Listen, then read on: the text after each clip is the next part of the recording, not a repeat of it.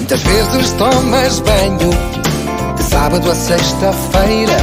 E que solução terias para a crise financeira? Tens segredos e ansiedades ou qualquer outra coisa ruim? Se não vai lá convicta, toma 2 dedos de gin. Ora bem, cá estamos nós para gravar mais um podcast. Mais uma vez. E esta temporada temos uma novidade. Pensava que não ias dizer nada. Não, temos uma novidade, então já estamos aqui a experimentar a nossa novidade. Desta vez, nesta segunda temporada, temos aqui o gin, que foi uma criação de Henrique Lopes, que é o dono do 7 Copos, onde se bebe o melhor gin da Zona Oeste. O melhor gin da Zona Oeste. Aliás, já estamos aqui a provar este aqui desta garrafa. Bom, e vamos recomeçar com uma convidada muito especial. A nossa convidada afirma que mais de metade da vida dela foi movida pelo desejo de ser jornalista e pela paixão pelo futebol. Para ela, as mulheres têm e devem continuar a ter lugar na análise deste e outros desportos. Tirou Ciências da Comunicação na Nova. Em 2013 lançou um blog que é o pontapé de saída do seu percurso. Moderou o podcast semanal Sporting 160. Colaborou na revista 1906, está bem dito? Certo. Ok. E escreve semanalmente a sua crónica no Jornal de Notícias. Certo. Fez também parte do painel de comentadores do programa Curva Belíssima, da Sporting TV. É, como já se percebeu, uma sportinguista convicta. Senhoras e senhores, sportinguistas e demais adeptos, hoje connosco, Mariana Cordeiro Ferreira. Olá às duas e obrigada pelo convite. Obrigada, por poder estar aqui à conversa com vocês hoje. Obrigada. Tu disseste que metade da tua vida foi movida pela paixão pelo jornalismo. No entanto, nós sabemos que tu estavas prestes a inscrever-te em marketing. Verdade. E que foste levada até à faculdade e à porta da faculdade, quem ia contigo te demoveu e tu acabaste por te inscrever em jornalismo. Até te digo mais. Até começar a preencher os papelinhos das opções para escolher a licenciatura que queria seguir, iria escolher marketing. Eu estava plenamente convencida que iria seguir marketing e publicidade. A pessoa que foi comigo, que me conhece desde que nasci, é que acabou por me convencer, e na minha opinião muito bem, a seguir a área pela qual eu sempre fui apaixonada. Só achava na altura que se calhar não era a melhor opção. Mas a voz da razão, o meu grilo falante naquele momento, e hoje acabou sabes que por foi. ser, sim, acabou por ser aqui a melhor opção. Muito bem. Vamos à tua infância. Primeiro queremos saber se a sopa da Diolinda fez efeito. Ai, é incrível. Digo-vos, para vocês conseguirem aqui perceber, eu sempre fui muito boa boca, sempre adorei sopa, não me lembro de não gostar de sopa, mas à medida que fui crescendo, eu precisava de sopas que só a própria sopa fosse uma refeição, digamos assim. E a sopa de Diolinda tem coisas para mastigar, portanto, batatas, feijão, couves, grão, tudo isso.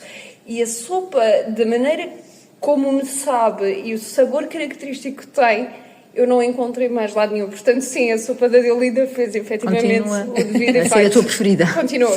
E explica-me como é que aos 3 anos tu não querias lavar o cabelo porque tinha morto o meu marido com shampoo nos olhos. Era o que eu dizia à minha mãe. Com 3 anos, sim. Porque na altura em que eu era miúda, não havia aqueles shampoos com não lágrimas, digamos assim, para os bebés. E o shampoo nos olhos fazia muita confusão. Então eu não queria lavar a cabeça, porque eu tinha morto o meu marido com o shampoo nos olhos. E basicamente era a forma que eu encontrava para eu não morrer também com o shampoo nos olhos. Acreditava mesmo convicta plenamente que isso iria acontecer. Olha, então depois desta viagem pela tua infância, vamos recuar um bocadinho mais, ainda até ao momento mesmo de início, do teu parto. Que há algo que não corre muito bem e que podia aí ter ditado o fim, pelo menos o teu percurso que o conhecemos enquanto jornalista e a Mariana que hoje temos aqui. Imagina, eu ia ser um vegetal. Contando a história do início, a minha avó foi enfermeira parteira, portanto a minha mãe fez exames aos gatos, aos periquitos, às alfaces, tudo o que possas imaginar, Eu ia nascer uma bebé perfeitamente saudável.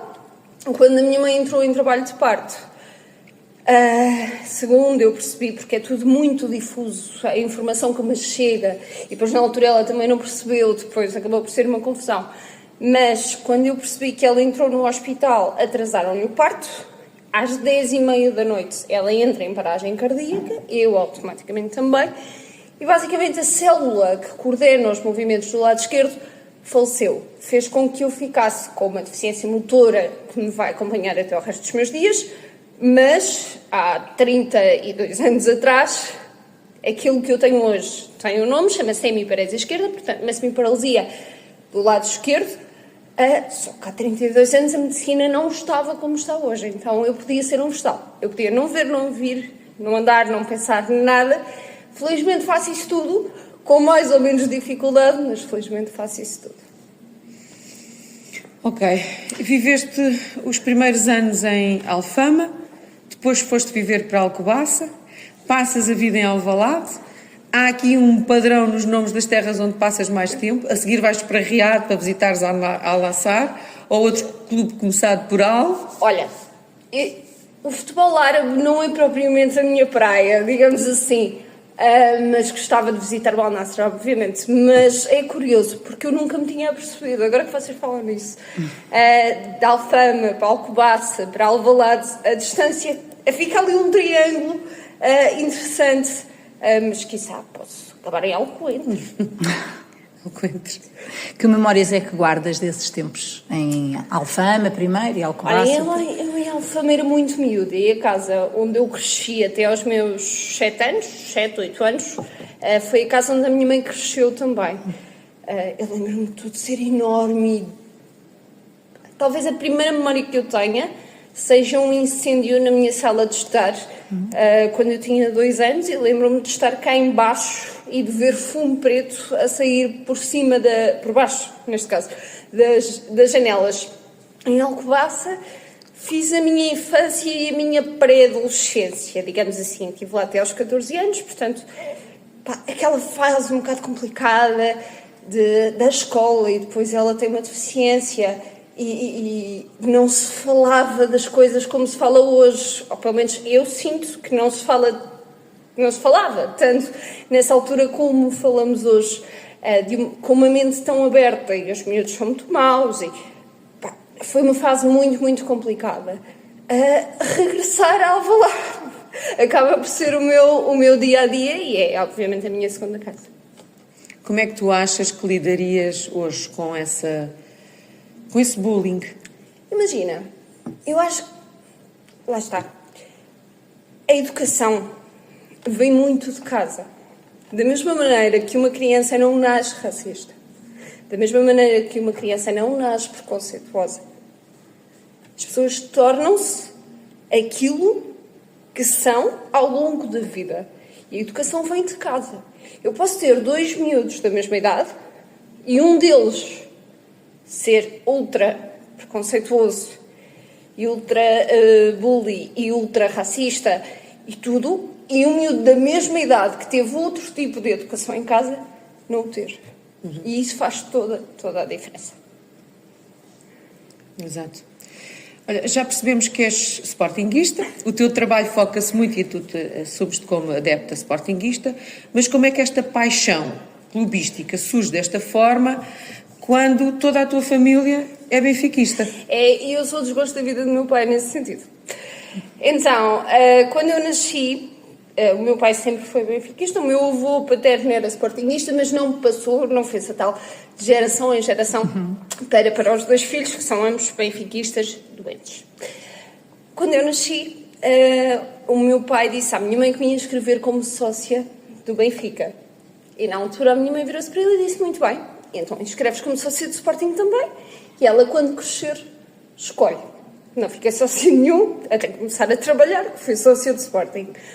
Mas quando eu era miúda, eu lembro-me de ser pequenina e de não chegar com as pernas ao fundo do sofá e estar a ver futebol na televisão. Não me perguntem quem é que estava a jogar, porque obviamente não me recordo. Mas os meus tios gritavam gol do Benfica O meu pai gritava gol do Benfica, os meus primos gritavam gol do Benfica, e a minha mãe, nada. E eu achava aquilo um bocado estranho. Oh, mamãe, diz ela, que esta conversa aconteceu, tu não gostas do Benfica, pois não? Não, mamãe, não é do Benfica. Então és de qual? Sou de Sporting. Eu também sou. Até hoje. Foi remédio santo. Olha, tu já experimentaste vários formatos a nível profissional, o podcast, as crónicas, comentadora. Qual é aquele que tu gostas mais de fazer? É difícil, porque o comentário televisivo traz uma abertura e um à vontade que tu não consegues ter em nenhum outro formato. O moderar o podcast, e vocês sabem disso tão bem quanto eu, é um contexto diferente. E a escrita traz uma liberdade de expressão, porque tu, antes de mandares um texto, vais sempre rever aquilo que já escreveste. E a escrita traz-nos uma liberdade de pensar naquilo que queremos que saia e da forma como queremos que saia, da forma como queremos que seja interpretado, que a televisão e o podcast não traz. Portanto, se me pedires talvez a escrita, mas gosto muito de comentário televisivo. Consegues enumerar profissionais desta área que são referências para ti? Olha, consigo. Tanto da televisão como da sim. escrita? Vou começar precisamente pela primeira pessoa que me vem à cabeça sempre que me falam em jornalismo desportivo, a Cecília Carmo, que de facto foi a primeira mulher a poder falar de desporto como deve de ser em Portugal.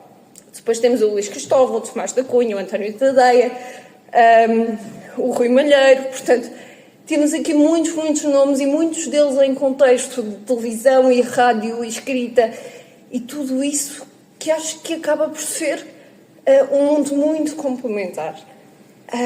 E em Portugal, o que eu sinto é que os comentadores desportivos não têm a liberdade de poder ter, obviamente que têm, mas não têm a liberdade de poder dizer qual é o clube do coração, porque vão ser sempre julgados com base nisso mesmo. Tu vais à Espanha, vais à Inglaterra, isso não acontece. Tu sabes perfeitamente que aquele comentador é do Real Madrid, é do Manchester City, é do Manchester United, é do Chelsea, seja do que for. E não há essa crítica. Em Portugal, acho que as mentes têm que ser um bocadinho mais abertas nesse sentido. Porque eu costumo dizer que eu tenho duas Marianas. A Mariana do Sporting, que é a Mariana que vai à bola, que grita, que esperneia, que faz e que acontece. E depois a Mariana que trabalha com futebol, que adora futebol e que vai ver futebol independentemente do Sporting estar a jogar ou não.